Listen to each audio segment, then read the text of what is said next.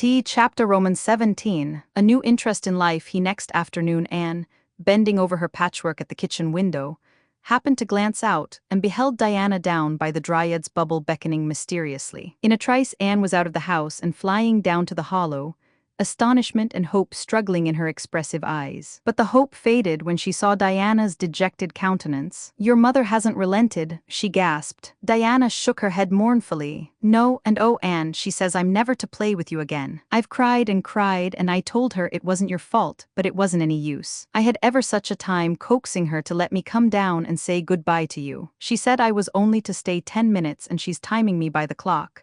10 minutes isn't very long to say an eternal farewell in," said Anne tearfully. "Oh, Diana, will you promise faithfully never to forget me, the friend of your youth, no matter what dearer friends may caress thee?"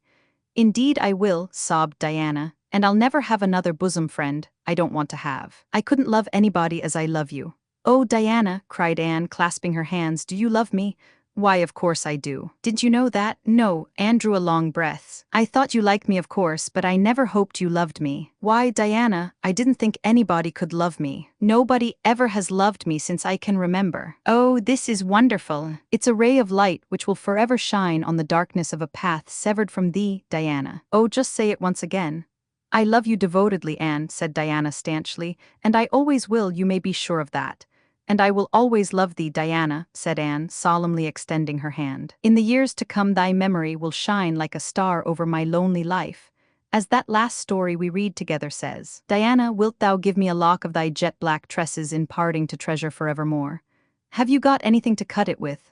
queried Diana, wiping away the tears which Anne's affecting accents had caused to flow afresh, and returning to practicalities. "Yes, I've got my patchwork scissors in my apron pocket fortunately," said Anne. She solemnly clipped one of Diana's curls. "Fare thee well, my beloved friend. Henceforth we must be as strangers though living side by side, but my heart will ever be faithful to thee." Anne stood and watched Diana out of sight, mournfully waving her hand to the latter whenever she turned to look back. Then she returned to the house, not a little consoled for the time being by this romantic parting. "It is all over," she informed Marilla. "I shall never have another friend. I'm really worse off than ever before, for I haven't Katie Morris and Violetta now. And even if I had it wouldn't be the same. Somehow, little dream girls are not satisfying after a real friend. Diana and I had such an affecting farewell down by the spring. It will be sacred in my memory forever." I used the most pathetic language I could think of and said thou and thee. Thou and thee seem so much more romantic than you.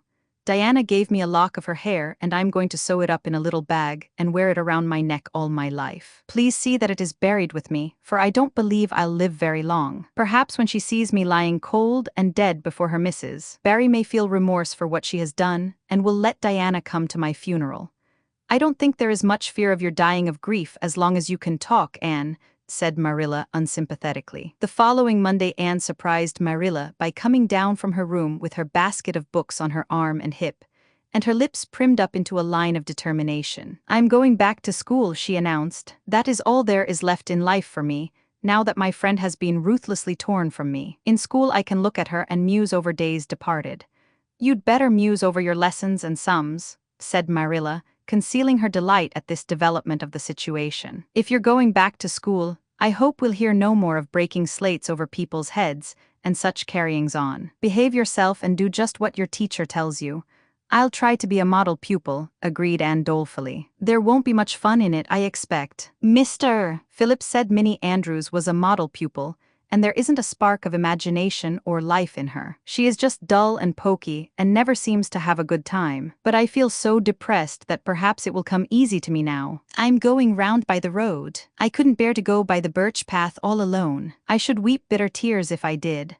Anne was welcomed back to school with open arms. Her imagination had been sorely missed in games. Her voice in the singing and her dramatic ability in the perusal aloud of books at dinner hour. Ruby Gillies smuggled 3 blue plums over to her during Testament reading. Ella May Macpherson gave her an enormous yellow pansy cut from the covers of a floral catalogue, a species of desk decoration much prized in Avonlea school. Sophia Sloane offered to teach her a perfectly elegant new pattern of knit lace, so nice for trimming aprons. Katie Bolter gave her a perfume bottle to keep slate water in, and Julia Bell copied carefully on a piece of pale pink paper scalloped on the edges the following effusion: "To Anne, When twilight drops her curtain down and pins it with a star, remember that you have a friend though she may wander far. It's so nice to be appreciated, sighed Anne rapturously to Marilla that night. The girls were not the only scholars who appreciated her. When Anne went to her seat after dinner hour, she had been told by Mr. Phillips to sit with the model Minnie Andrews. She found on her desk a big luscious strawberry apple. Anne caught it up all ready to take a bite when she remembered that the only place in Avonlea where strawberry apples grew was in the old Blythe orchard on the other side of the Lake of Shining Waters. Anne dropped the apple as if it were a red-hot coal and ostentatiously wiped her fingers on her handkerchief. The apple lay untouched on her desk until the next morning, when little Timothy Andrews, who swept the school and kindled the fire, annexed it as one of his perquisites. Charlie Sloane's slate pencil, gorgeously bedizened with striped red and yellow paper, costing 2 cents where ordinary pencils cost only 1, which he sent up to her after dinner hour, met with a more favorable reception. Anne was graciously pleased to accept it, and rewarded the donor with a smile which exalted that infatuated youth straightway into the 7th heaven of delight, and caused him to make such fearful errors in his dictation that Mr. Phillips kept him in after school to rewrite it. But as the Caesar's pageant shorn of Brutus bust did but of Rome's best son remind her more, so the marked absence of any tribute or recognition from Diana Barry, who was sitting with Gertie Pye, embittered Anne's little triumph. Diana might just have smiled at me once, I think, she mourned to Marilla that night. But the next morning a note most fearfully and wonderfully twisted and folded, and a small parcel were passed across to Anne. Dear Anne, ran the former, Mother says I'm not to play with you or talk to you even in school. It isn't my fault and don't be cross at me, because I love you as much as ever. I miss you awfully to tell all my secrets to, and I don't like Gertie Pye one bit. I made you one of the new bookmarkers out of red tissue paper. They are awfully fashionable now, and only 3 girls in school know how to make them. When you look at it, remember your true friend, Diana Barry. Anne read the note, kissed the bookmark, and dispatched a prompt reply back to the other side of the school. My own darling Diana, of course I am not cross at you because you have to obey your mother. Our spirits can commune. I shall keep your lovely present forever. Minnie Andrews is a very nice little girl, although she has no imagination. But after having been Diana's buxom friend, I cannot be Minnie's. Please excuse mistakes because my spelling isn't very good yet, although much improved. Yours until death us do part, Anne or Cordelia Shirley. B.S. I shall sleep with your letter under my pillow tonight. They or C.S. Marilla pessimistically expected more trouble since Anne had again begun to go to school. But none developed. Perhaps Anne caught something of the model spirit from Minnie Andrews. At least she got on very well with Mr. Phillips thenceforth. She flung herself into her studies heart and soul, determined not to be outdone in any class by Gilbert Blythe. The rivalry between them was soon apparent. It was entirely good-natured on Gilbert's side, but it is much to be feared that the same thing cannot be said of Anne, who had certainly an unpraiseworthy tenacity for holding grudges. She was as intense in her hatreds as in her loves. She would not stoop to admit that she meant to rival Gilbert in schoolwork, because that would have been to acknowledge his existence, which Anne persistently ignored.